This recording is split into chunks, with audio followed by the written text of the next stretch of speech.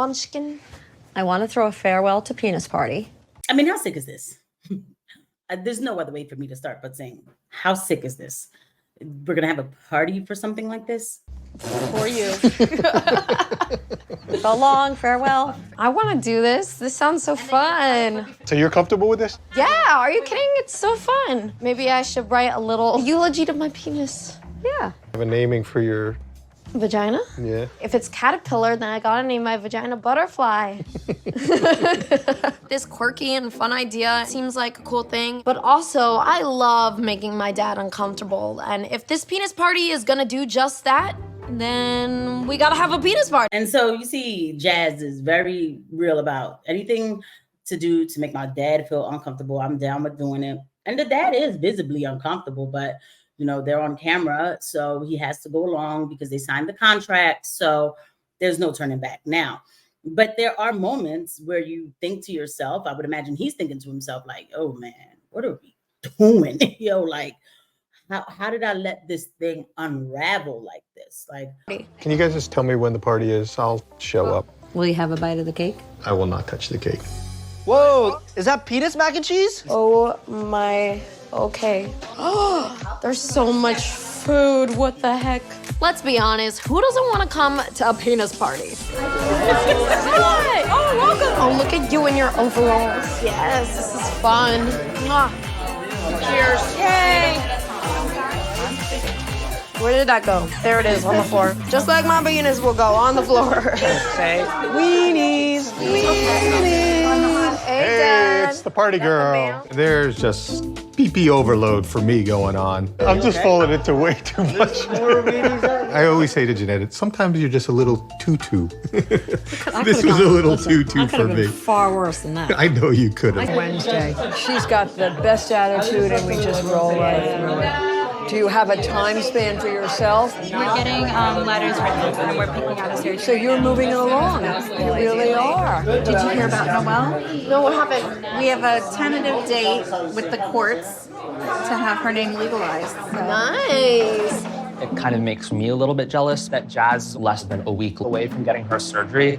It's something that I've wanted in a long time, and Jazz kind of serves as like my little guinea pig to see how that'll turn out. you know, so everybody's going along with it at the party, and then, you know, they're just indoctrinating a bunch of other kids. Like, so what about you? When is it going to be your turn to do this? You know, where are you with it in the journey? Oh, I'm getting my name legalized.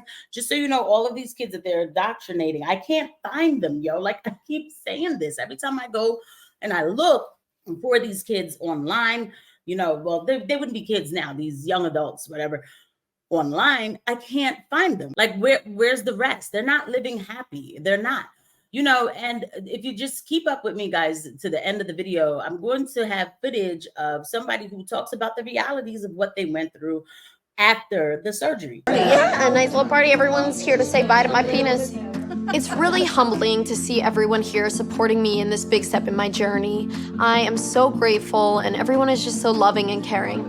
Okay, everybody, we have some presents for our dear Jazz to celebrate the new you. Even though it's not a new you, it's you, but just a, you know, slight change. But we all look A big change. a teeny weeny change, teeny weeny. We've come a long way with a lot of ups and downs and ins and outs, and here we are.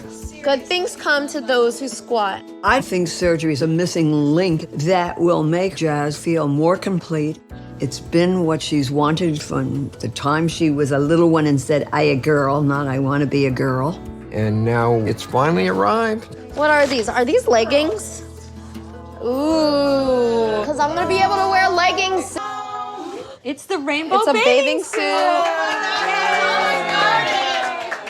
When Jazz turned 5, we had her first really big birthday party. She wore this glorious rainbow bathing suit. That was the first time she presented publicly as a girl. It was really a major turning point in my life. For the first time in front of all of my friends and their family, I just was able to be the girl that I always knew I was, and everyone was able to see that. Everybody here in this clip is just here for cash. They must get paid somehow, or the clout or something. Now they're showing you, they gave him the sparkly bathing suit, and they're going back and you look at this little baby boy, and he thinks that it's okay. Like, he's like, oh, I was able to come out and be myself that day. And of course, like if your mom is gassing you up, first of all right, parents can gas up kids to do anything. Adults can gas up kids to do anything, which is why it's so sick when children get abused, even if it is just mentally, which there is no just mentally, right? Because they want the reward of making their parent feel good and proud of them. So when mom comes to you with this, like, yeah, you're gonna be a girl, you're gonna hang out with mommy, and we're gonna pick out clothes together, and yay, don't you want that? And everybody's gonna love you, and yay. And so now when this boy comes, now of course on the other end, she's telling her family, like, I don't know what to do. He's suicidal. The kid's like 3. He's suicidal. I don't know what to do. And I have to be a part of this. I have to do this. Well, now, of course, people have a heart. People are going to say, well, okay, we're going to support you, Jeanette, whatever you need to do. Like, we're going to be there for you or whatever. When Jazz goes out wearing that swimsuit at that age, who's going to be like, yeah, what are you doing? By this time, these people know the story. They understand what's going on, or at least what she's telling them. And then, of course, they're going to show love. Who wants to make a child feel bad? Like, who would want to do that? So, yeah, I'm sure there was a lot of love and support. But at what point, like, did anybody like say to this woman that, are you sure you're doing the right thing here? So it's really meaningful to receive this sparkly rainbow bathing suit. Da, da, da, da. Oh my gosh. Speech. I just wanted to thank you all for coming to this farewell penis party.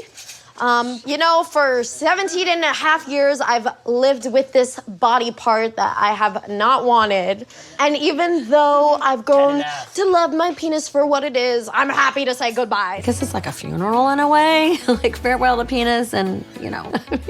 And then Jazz is saying, oh, I'm going to feel more complete in myself. Fast forward, Jazz does not feel complete. And the thing that happens with this is that I've seen stories where a lot of people who regret it, they say the minute they realize they took it away, they don't feel like themselves. And a matter of fact, I saw one person say that they wanted to end themselves immediately, which makes sense because it's like, what did I do? That's still a part of you. Like, it does something to your mind. I'm about to show you a clip of somebody saying what they went through. I had a surgeon. I feel like she was careless. She seemed great. She seemed sweet. I was naive. I was in desperation of a change. And, because I was conditioned, to believe that my body was just not good enough, or my body was not feminine, or my body was disgusting because I had between my legs, She did surgery and it was done. And like, she kind of like, that was that.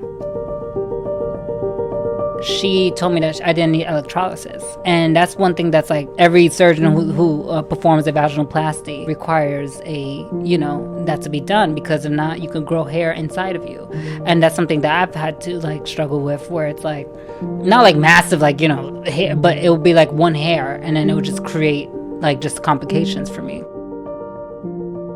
Dilating, having to keep my vagina open, all of that was just, it was torture. It was painful. It didn't feel good. Just these hard rods I had to keep open, and some of my vagina, the skin graft didn't take. So like, it sounds funny, but like, a part of my lip was hanging, and they had to cut it off. So then I was told that I had to go a size down in terms of like diameter, in terms of my dilation, and then I could move back up to, and I did that. I went to the smallest dilator, and, for like a couple days, and then it was so hard to just regain that depth back.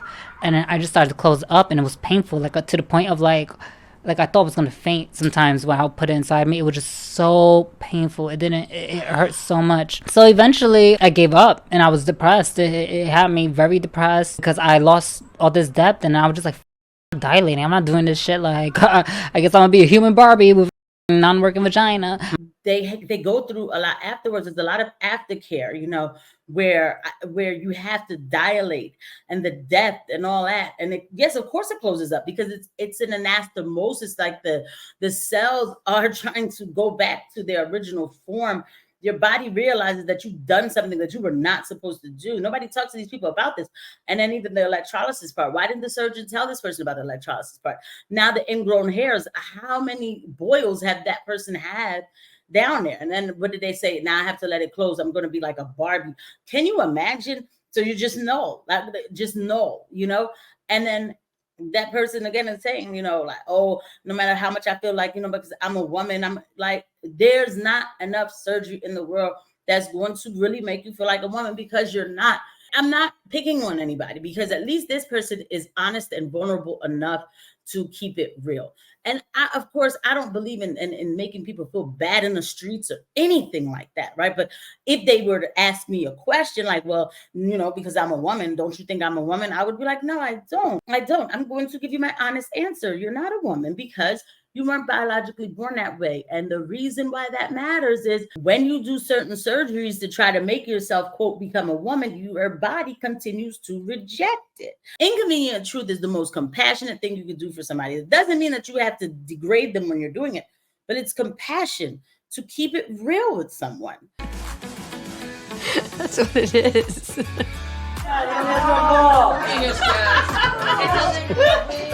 Come on, admit it, Greg, admit it. I would have liked to tone this party down a little bit, but at the end of the day, I think the party was a success. Jeanette is just so excited, like, oh, it's like a funeral, but it's not. And how did you just sit there and you were just so normal and excited? Well, Munchausen by proxy. Yeah, definitely. And that's why she has the husband that she does. That's why he lets her get away with it. Because any man, to me, a real man, I'm going to keep it real. I'll say this. A woman who comes to their husband and tells them that their 3-year-old wants to have a sex change, that man needs to get the kids away from that woman, because something's wrong with her. She's delusional. She's lost her mind. She's become a danger to herself and others. I'll see you guys at the next video. Bye.